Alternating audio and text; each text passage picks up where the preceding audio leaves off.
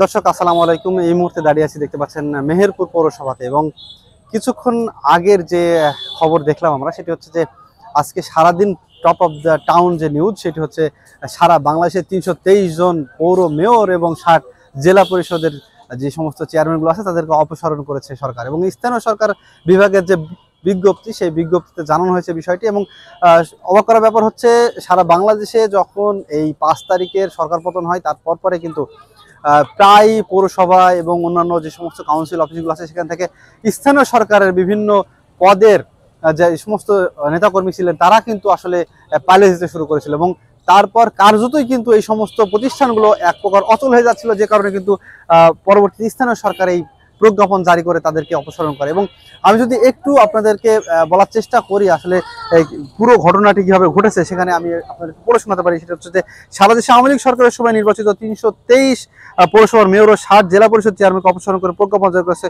স্থানীয় সরকার বিভাগ। এবং আজকে যেটি দেখলাম যে মেহেরপুরও কিন্তু এই তালিকায় আছে, এবং মেহেরপুরের মেয়রকেও কিন্তু এই তালিকায় রাখা হয়েছে এবং অপসারণ করা হয়েছে।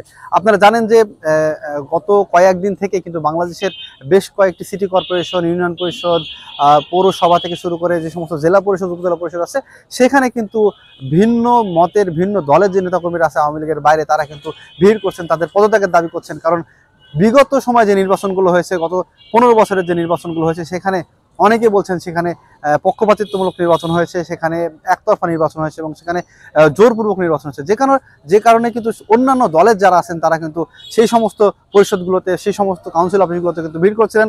অনেকের অপসারণ দাবি করছেন, কোথাও কোথাও ভাঙচুর হয়েছে, কোথাও কোথাও অগ্নিসংযোগ হয়েছে। আপনারা জানেন রাজশাহী সিটি কর্পোরেশনে কিন্তু ব্যাপক ভাঙচুর হয়েছে, সেখানে লুটতরাজ হয়েছে, সেখানে অগ্নিসংযোগ হয়েছে। এবং এইভাবে যদি চলতে থাকে তো তাহলে বাংলাদেশের যে স্থানীয় প্রশাসন আছে সেই স্থানীয় প্রশাসন ভেঙে পড়তে পারে, এবং সরকার হয়তো আরও অন্যান্য বিষয়গুলো চিন্তা করে হয়তো এই প্রজ্ঞাপন জারি করেছে। আমি যদি আরেকটু আপনাদের বলার চেষ্টা করি, সেখানে এই যে প্রজ্ঞাপন, এই প্রজ্ঞাপনে কিন্তু মেহেরপুরের নামও আছে। আপনারা জানেন যে মেহেরপুরের নির্বাচন খুব বেশি দিন হয়নি, এবং মেহেরপুরের যে উপজেলা নির্বাচন সেইটিও কিন্তু বেশি দিন হয়নি। মাত্র কিছুদিন আগে উপজেলা পরিষদ নির্বাচন হলো, এবং মেহেরপুরে আরও দুইটি স্থানীয় নির্বাচন, যেটি হচ্ছে ইউনিয়ন পরিষদ নির্বাচন, সেটিও কিন্তু খুব সন্নিকটে ছিল, যেটি ২৭ তারিখে হওয়ার কথা ছিল জুন মাসের। এবং খুবই কাকতালীয়ভাবে ৫ তারিখে কিন্তু এই সরকার অপসারণ হয়ে গেল। জুন মাসের ৫ তারিখে যে নির্বাচন দুটি ছিল সেটি কিন্তু স্থগিত করে নির্বাচন কমিশন, এবং তারপর পরেই কিন্তু কিছুদিন পরে কিন্তু সরকার পতন হয়ে যায়। তো বাংলাদেশ আওয়ামী লীগের যে নির্বাচনগুলো ছিল সেই নির্বাচনগুলো কিন্তু এক প্রকার বলা যায় যে স্থানীয় যে নেতাকর্মী তাদের ভিতরে যে ডামি নির্বাচনের প্রবণতা ছিল, সেই ডামি নির্বাচনের একই দলের ২ জন ৩ জন প্রার্থী দাঁড়িয়ে নির্বাচনগুলো হয়েছে। এবং সেটিও অভিযোগ করছেন অনেকে, যে কারণে কিন্তু আসলে অনেক জায়গায় কিন্তু এরকম আন্দোলন হয়েছে। মেহেরপুর পৌরসভাতেও কিন্তু এরকম আন্দোলন হয়েছে। অন্যান্য দলের নেতাকর্মীরা তারা এসেছেন, তারা এসে কিন্তু আসলে মেহেরপুরের বিভিন্ন ইউনিয়ন পরিষদেও কিন্তু তারা আন্দোলন করেছেন তাদের অপসারণ, ইউনিয়ন পরিষদ চেয়ারম্যানদের অপসারণের ব্যাপারে।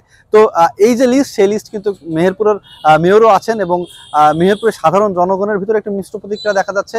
এবং আগামীতে আরও একটু সুষ্ঠু নির্বাচনের মাধ্যমে, জনগণ বলছেন যে আরও একটু সুষ্ঠু নির্বাচনের মাধ্যমে সব দলের অংশগ্রহণে যেন একটু সুষ্ঠু নির্বাচন হয়, এবং তাদের যে পৌরপিতা বা নগরপিতা সেটি যেন নির্বাচিত হয়, তারা এটাই বলছেন। তো ধন্যবাদ সকলকে। মেহেরপুর টিভির সঙ্গে ছিলাম ওসমান।